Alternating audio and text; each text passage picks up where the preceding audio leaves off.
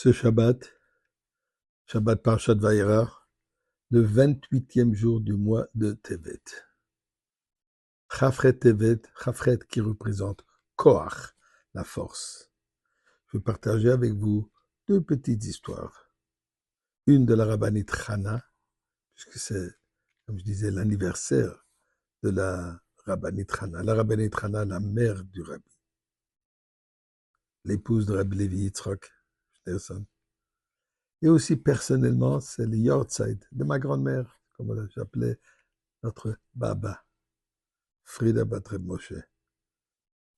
Les deux qui représentent le concept de Koach, de force, une force intérieure qui dépasse même toute logique.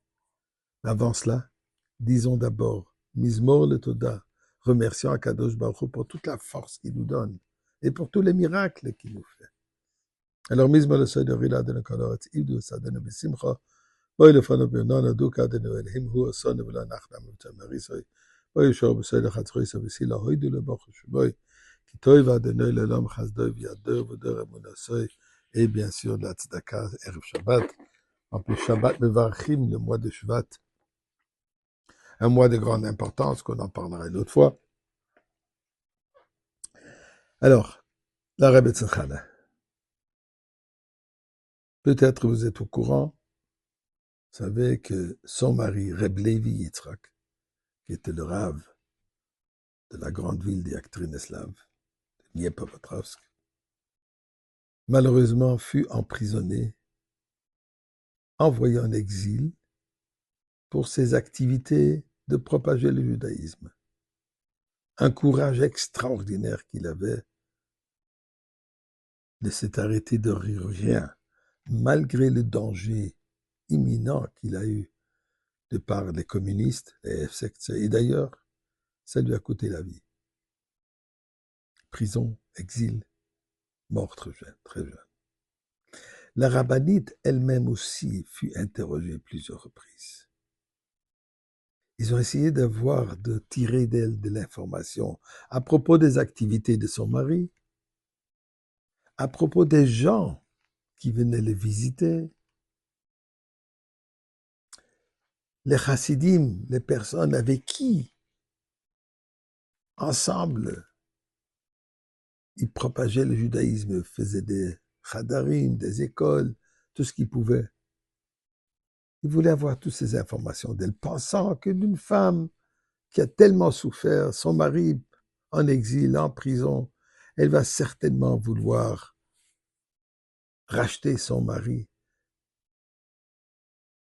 trouver un moyen pour le libérer, et peut-être en racontant, en parlant. Eh bien, ils ont vu que absolument aucune information qui aurait pu mettre en danger une autre personne, ils n'ont rien pu tirer.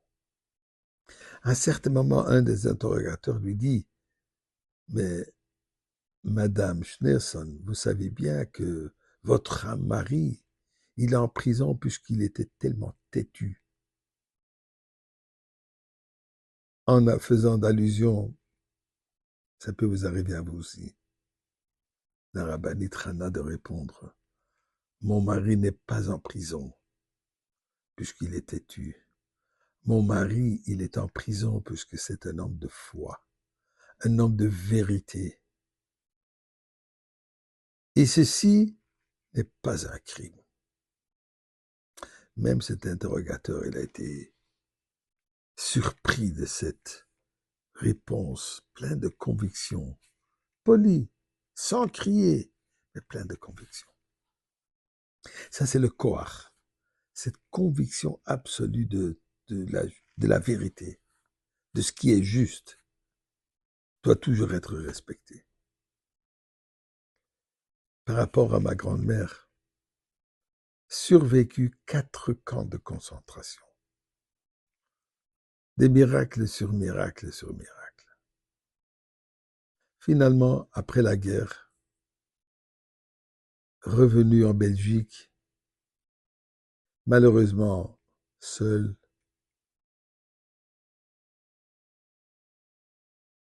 pourtant, n'a jamais perdu sa foi.